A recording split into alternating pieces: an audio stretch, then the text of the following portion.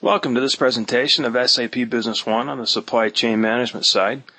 In this session, we'll get started by taking a look at our item master, where we store the default information for our inventory items.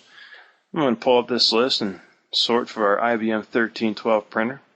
Let's pull up the history on this item. You can see how we can track the history.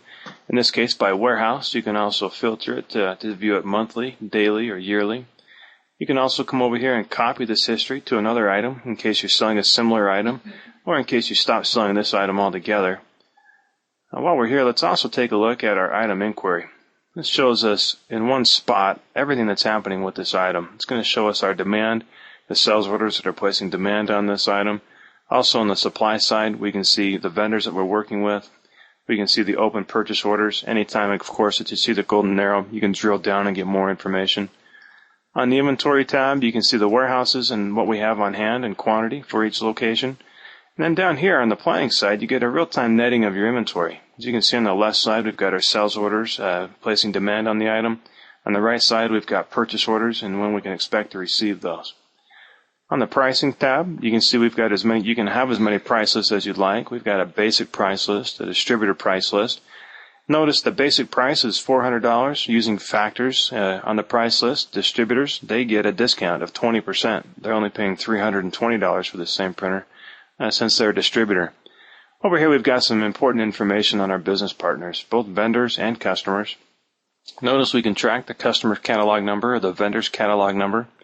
And look at the preferred vendors we have for this item.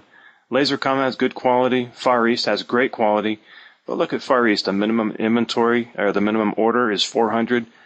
The minimum order with Lasercom is 50. Taking a look at all this, it'll help us in analyzing our purchasing decisions and ultimately the POs that we'll place in the system to our vendors to help us optimize our inventory levels. When we do that with our demand resource planner, we can have as many forecasts as you'd like in the system. We can use the forecast to build off of the history. You can do year over year, you can do straight, average, seasonal, or manually go in and punch in what your gut's telling you.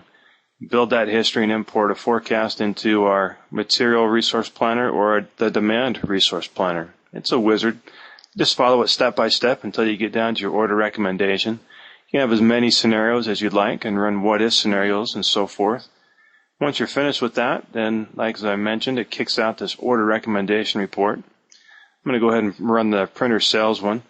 Now we have a bunch of purchase orders. It is recommended that we release out to our vendor. Notice that everything is late here in the demo database. We need to get these right out the door. But simply enough, you just come over here and check the boxes for the POs that you want to generate. You can also adjust the quantities if you'd like to. Notice what happens when we adjust the quantity. It updates the price in the row according. So what happens now is if you get a price break by bumping that order up to a quantity of 200, Business One will go in and calculate that for you. As I update this, those recommended purchase orders drop off the list. Then we'll go in there and take a look at the purchase orders that we created. In this case, we created one purchase order because everything was consolidated to the preferred vendor in that case. Recall the purchase order.